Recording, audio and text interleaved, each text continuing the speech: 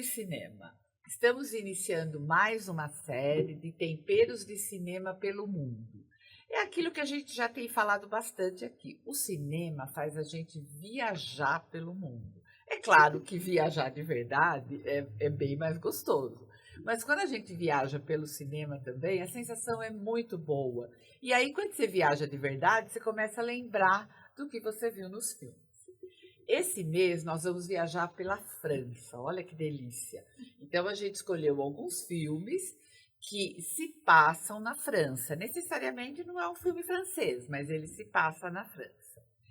E hoje nós vamos iniciar com o episódio Meia-Noite em Paris. A gente até já comentou esse filme aqui, mas ele é um filme que não tem como você falar da França sem falar desse filme.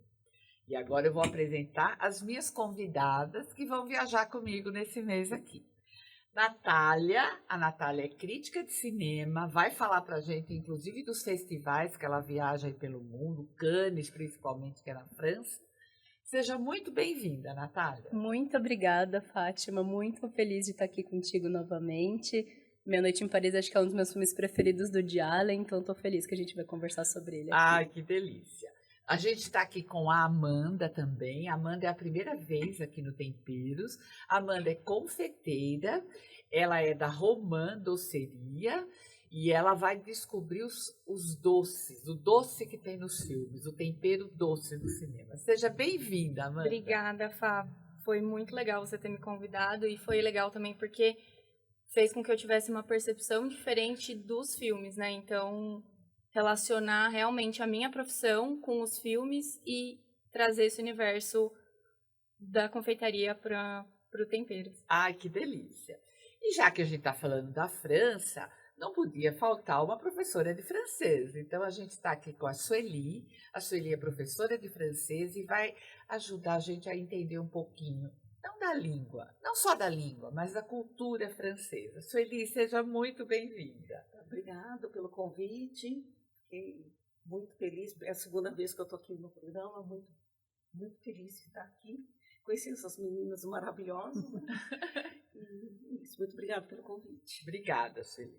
Bom, então vamos começar falando sobre Meia-Noite em Paris.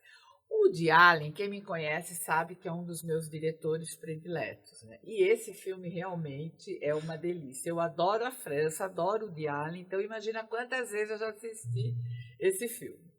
Esse filme conta a história de uma família americana que está em Paris. O casal mais velho está lá a negócios, o pai tem que resolver alguns negócios e ele leva a esposa, a filha e o namorado, que é um roteirista americano, mas que é um romântico, é um escritor, é apaixonado pela França. E eles vão passear pela França enquanto o sogro dele faz os negócios. E aí tem um lado fantasia, o lado mágico da história, porque ele começa à meia-noite a entrar num carro que leva ele para o passado, para os anos 30, onde ele encontra os escritores que são os ídolos dele. Natália, eu sei que você também gosta desse filme, comenta um pouco o que você achou.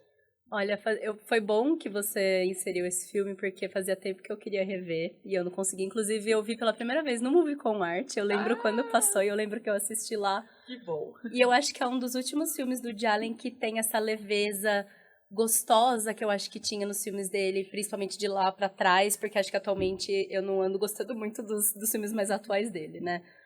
E eu acho que esse filme tem uma coisa, eu sempre digo que o Woody Allen, ele coloca ele mesmo nos protagonistas, né? São a maioria muito masculinos. Então, ver o Owen Wilson interpretando ali um pouquinho de Woody Allen, mas nessa fala um pouco mais baixa, né? Falando baixinho, sempre nesse tom mais romântico. Eu adoro, assim, eu acho muito, muito divertido. É um filme leve, é um filme divertido, é um filme nostálgico, né? E que acho que vai questionar o quanto a gente tem essa síndrome de estar insatisfeito com o nosso presente, né? A gente sempre vai olhar para o passado e fala, puxa, aquela época era melhor.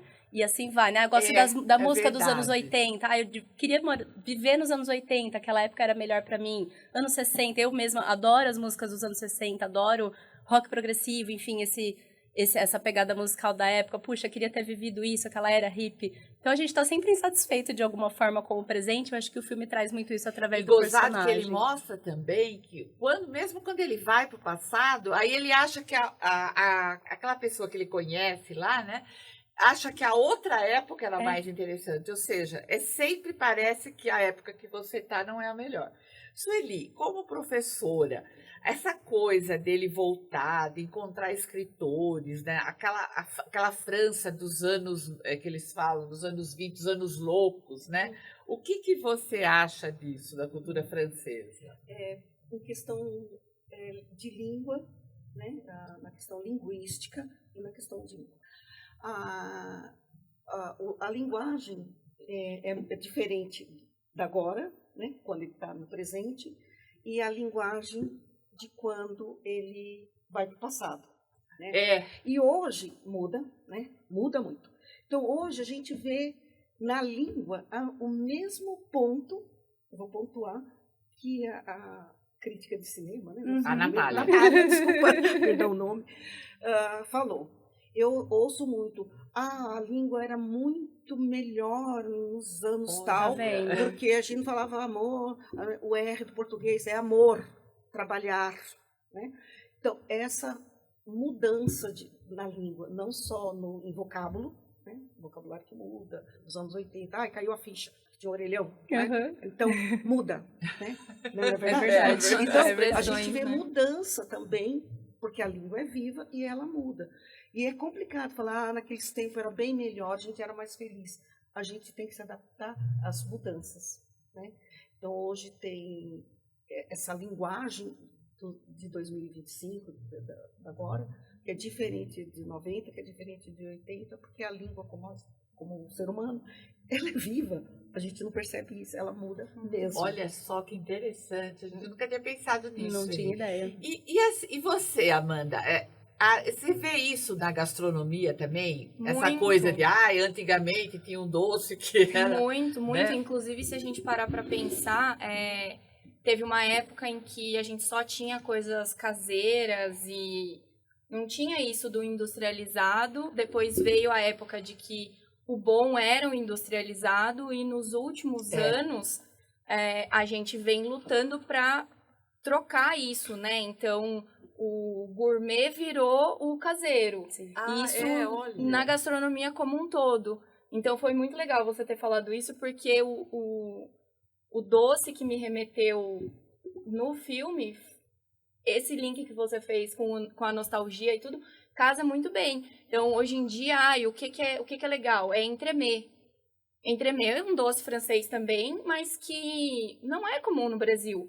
Não necessariamente agrada o gosto do brasileiro, mas é um doce que hoje está muito mais valorizado do que uma confeitaria raiz, vamos dizer, uma coisa de um pavê, um sagu, coisas assim que fazem o nosso coração bater mais forte, vamos dizer. Tem aquele sabor afetivo, né? Pavê, eu lembro que era uma coisa que a minha mãe fazia, né? Exatamente. Então é muito... E assim, já que a gente está falando que o cinema faz a gente viajar, esse filme, até pelo roteiro dele, ele passa por Paris inteiro. Não, ele literalmente faz a gente viajar no tempo, Ele né? faz, inclusive, no começo, a abertura dele, ele pega assim do amanhecer até o anoitecer em Paris. Então, é uma coisa deliciosa. Você, que já foi para a França várias vezes, que eu sei, né? Como que você vê, né? Como que você sente isso nos filmes, quando faz a gente viajar? Você sente vontade de viajar quando você vê um filme assim? No caso de Paris, né? Essas mudanças que a gente falou, da língua e tal, o que a gente nota em Paris? Uma característica. Ela, arquitetonicamente, ela mesma de 2025, a mesma de 2000, dos anos 80, a mesma dos anos 20. 70, entendeu? Isso me atrai em Paris. Olha, né? verdade. Uma coisa que me atrai é assim. Eu mudei para Jundiaí, quando um parênteses aí. Parênteses não. A Jundiaí mudou pra caramba. Sim. né? Muito em relação. E esteticamente Nossa, também. esse 9 de Esteticamente, julho é. não tinha, ela ia até Sim. ali. Então, eu vou em Paris, está lá. Olha que, Le café, le de Margot. Ah, eu quero ir lá. Tal. Só fica com Meu- quantas meu filho- pessoas a mais, né? Meu filho vai Aham. lá. O filho dele vai lá. Ele não tem filho ainda. Sim. E tá daquele jeito. Do mesmo jeito. Olha Isso que observação arquitetonicamente interessante. me atrai. Ela manter aquilo, né? Não que eu seja de 4, ou do antigo. Eu acho interessante isso. Todo lugar está evoluindo, né? Tá evoluindo não, é mudando arquitetonicamente. Jundiaí, Campinas, sei lá, e outras. E tá daquele jeitinho. Talvez por isso que seja tão buscada, tão Exato. procurada, É, né? Ela é exatamente. muito E a interessante. preservação, né? É. Porque, Preservação. porque ela até tem arquitetônica. coisas modernas, Tem, tem bairros sim, modernos, sim. mas isso não impede que preserve o que ela tem Isso. de antigo, né? E isso é legal também, porque independente de quando o filme foi gravado, ele vai dar essa sensação. Sim. Então, É. mesmo sendo um filme mais antigo, vai trazer essa sensação. E quando a pessoa for pra lá, vai linkar com, que foi o que você falou no começo, traz isso, né, de ir até o lugar e remeter a algum filme que já assistiu. Exatamente, né? Então não tem como você, quem gosta de cinema, não andar em Paris e lembrar de uma cena, de um filme, de alguma coisa. Eu, quando fui em Paris, a primeira vez que, século passado, né, assim que a gente fala, assim, Não precisa entrar nessa. e o déjà vu, né? Ah, Aquela é. expressão. Quando eu cheguei lá, déjà vu. Nossa, mas não era um verdadeiro déjà vu. Uhum. Eram os livros aqui, o Palais de Luxembourg, l'École Nationale. De algum Já modo te tinha, aproxima. ela do tá lá. lugar. Tá É. ali, né? Aquele palais vai estar ali. Você conhece, no fim das contas, Exato. através dos Como filmes e no livros. filme. Exato. Então, o livro também, né, me fez conhecer esses lugares de Uhum. Paris. E quando eu chego lá, não era estranho, só que a sensação gostosa de tocar. Sim. Uhum. Toquei naquela vez, toquei. O cheiro do café que não tinha no livro, que não tinha no filme, cheiro, falando, né? Da gastronomia. Exatamente. Maravilhoso. E você falou, voltando para o cinema, você falou um negócio do Woody Allen, que eu também acho. Eu que gosto muito do Woody Allen. E nessa série, provavelmente, a gente vai falar muito dele, Sim. porque ele fez meio que essa turnê pela Europa, né? Sim. Na temporada passada, a gente falou da Itália. Isso. Que, aliás, é um filme que a gente não gosta muito, Sim. que é o Para Roma com Amor, que, na minha opinião, é um dos piorzinhos do Sim. Woody Allen, né? Mas ele tem voltando nessa coisa do antigamente, o começo do Woody Allen também é fantástico. Sim. Não tem como a gente não lembrar disso, né, Natália? Não, e ele transita de um modo muito curioso, né? Porque ele é um humorista de natureza, né? É. Ele é humorista de stand-up, desse humor bem raiz, né? E ele é um cara super fechado, super tímido, super na dele.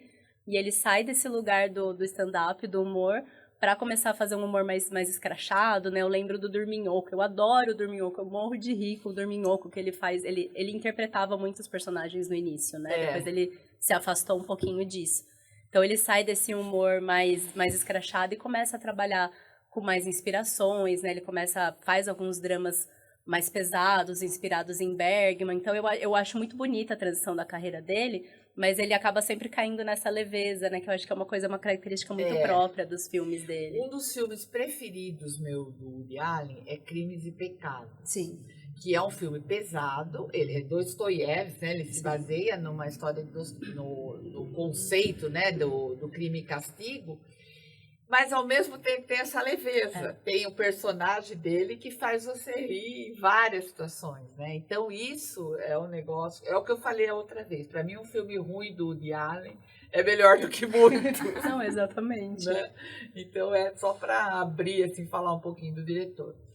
Voltando a falar da gente passear em Paris, você conhece Paris, Amanda? Não, infelizmente não. É. Só passei no aeroporto ali fazendo uma conexão, mas não tive a oportunidade de conhecer a cidade. Com certeza vai logo, porque você é muito jovem ainda, Tô né? com muita vontade, inclusive, de ir pra França pra me aprofundar mais nisso. É isso que eu ia falar, porque a gastronomia não tem como você falar de qualquer área da gastronomia sem não pensar na França, E né? a confeitaria ainda mais, porque a gente tem inúmeros preparos que eu, inclusive, uso lá na Romã, que tem base francesa.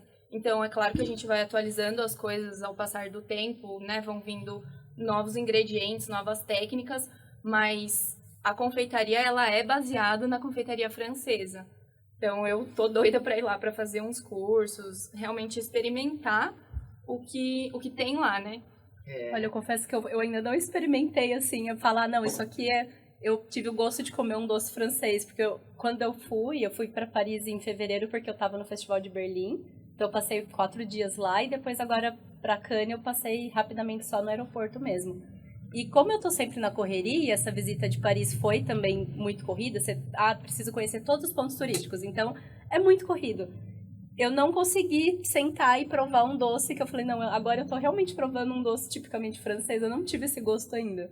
Nossa, eu tô doida pra ir lá. Uma amiga minha foi recentemente e aí ela fez um tour por confeitarias que ela queria, assim, zerar na lista dela, sabe? E já que nós estamos falando de doce, de gastronomia, o que doce você sugere para combinar com esse filme aí, o Meia-Noite em Paris? Como ele é uma coisa do presente e ele volta no passado, né? Pegando todo esse gancho que a gente foi falando de nostalgia e de atualização dos tempos, eu pensei muito no creme de confeiteiro. Não vou me arriscar a falar creme de patissier, porque vai que minha pronúncia tá errada. Eu sou uma professora bem tranquila, tá? Não fico cobrando. Inclusive, né? em todos os doces que eu vou pensando em francês, eu falo, meu Deus, eu tenho certeza que eu tô falando isso aqui errado.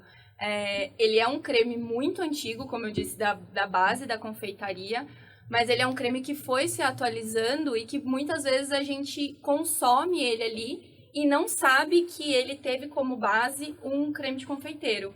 Então, fez esse link do presente com o passado. Por exemplo, na Romã eu utilizo um creme que chama creme Leger, que é um dos cremes que é derivado do creme de confeiteiro. Quem come ele não sabe que está comendo, por consequência, um creme de confeiteiro.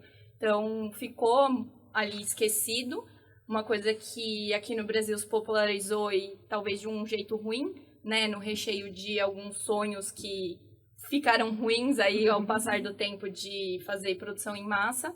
Então, tem muita gente que tem preconceito, mas aí a gente volta na técnica e ali na base mesmo de como era feito, e ele é um creme magnífico. Nossa, e você que está acompanhando, não se preocupe que a Amanda vai passar a receita, ela vai estar no blog do Temperos, vai estar no YouTube, às vezes eu coloco até no Instagram. Então você vai ter como fazer o seu creme de confeiteiro. Não sei se vai ficar igual o da Amanda, mas a gente Não, mas eu vou dar tenta. bastante dica ali para ficar bem gostoso. Você sabe que esse creme, minha mãe era confeiteira, né? E esse creme tem, assim, uma coisa afetiva comigo, porque a primeira coisa que a minha mãe aprendeu quando ela foi fazer isso, imagina quantos anos atrás, né? Ela foi fazer, foi o creme de confeiteiro. E o professor que ensinou a ela na época era um senhorzinho, sabe? Que ele falou, olha, você aprendendo a fazer esse creme, você faz qualquer coisa na confeitaria, né? Mas E ele é mesmo. delicioso. Né? E ela chamava creme de confeiteiro. Até hoje a gente chama de creme de confeiteiro, né? E aí é legal ver isso, porque é o que a gente estava falando. Hoje em dia, às vezes a gente valoriza uma coisa que é atual, mas que não necessariamente é boa. Mas é porque tá no hype. E aí a gente não sabe que a gente está consumindo uma coisa que lá a sua mãe, a minha avó, já desde aquela época fazia e era extremamente gostoso. Exatamente. Eu lembro que uma vez eu fui comer um doce uma vez em São Paulo, numa doceria, o eclair, né? Eu falei, nossa, a minha mãe chamava isso, ela chamava de outra coisa, acho que era bomba. Bomba, Né? conhecia como bomba. E o creme, né? Eu comia aquilo em casa quando era criança, né? Então... Aí não, é uma eclair recheada com creme patissier. E aí não, é uma bomba recheada com creme de confeiteiro. É a mesma coisa. É exatamente a mesma coisa. Fica chique no francês. É muito mais bonito, fala a verdade. Fala bomba, chamar um doce de bomba, né? Só puxando um link desse eclair, né? Há muito tempo atrás, eu era jovem, criança pequenininha, eu vi naquela receita da Inha Benta e tal, eclair à Doriana. Doriana, né? Eu falei, eu vou fazer. Abafei. né, de verdade, abafei. Foi um sucesso. Foi. O que é isso aqui? Essa bomba? Não é bomba, não. É eclair. Eclair, a Doriana. Só que agora, com essas coisas modernas, porque as coisas evoluem, você vê no mercado manteigas próprias para gastronomia, que vem da Bretanha e da Normandia. Tem aí no mercado que eu posso falar. E aí eu fiz, né? Ficou tão boa quanto. Né? Uma coisa é fazer uma receita para manteiga. A Doriana, né? Vou fazer propaganda. Outra coisa é pegar essa manteiga que vem de lá. Não, fica muito maravilhoso esse creme, né? Para colocar no eclair. Que a turma falava, nossa, que bomba gostosa, que bomba diferente. Eclair. Bom, esse programa, já viram que essa série vai ser deliciosa. A gente está chegando ao final desse primeiro episódio. Muito obrigada, Natália, por estar aqui contribuindo com a gente. Passa a sua rede social para quem quiser ver o seu trabalho, por favor. Eu que agradeço, muito gostoso estar nessa mesa tão bonita, tão cheia de mulheres. A gente está no Clube da Luluzinha hoje, como dissemos antes. Você me encontra no Instagram, no X, antigo Twitter, e no Blue Sky, por Natália Bocaneira. E eu escrevo para o site Coletivo Crítico, @Coletivo Crítico também nas mesmas redes. E o site é www.coletivocritico.com. Obrigada, Natália. Amanda, aliás, vou abrir um parênteses. A Amanda esteve no Que Seja Doce, tá? Chiquérrima. Chiquérrima. Ela esteve naquele programa da GNT e arrasou lá. Então, passe a sua rede social aí para quem quiser ir lá. Inclusive, fiz um doce japonês que é de origem francês lá também. E vocês me encontram no Instagram, é @romã_confeitaria. E pessoalmente também, se quiser ir lá tomar um café e comer um doce. Sim, próximo da Rua do Retiro, tá todo mundo convidado para ir lá. Sueli, muito obrigada por trazer aqui um pouco da cultura francesa pra gente. Passa a sua rede social aí também. Eu tô com Bila Cardoso, né? Bila com H no fim, Bila Cardoso. Eu tô no Insta com Bila Cardoso, facinho de achar, e no Face, Bila Cardoso. Obrigada a você. Então, não se esqueça, se inscreva no nosso canal no YouTube, no Spotify, acompanhe nossas redes sociais, que lá tem um monte de episódios para você ver e um monte de receita também para você se aventurar aí. E se fizer, manda uma foto do seu creme pâtissier para Amanda lá, para ela ver, quem sabe ela vai até te chamar para ir trabalhar na roupa. É assim que eu vou gostar de ver. Obrigada, gente.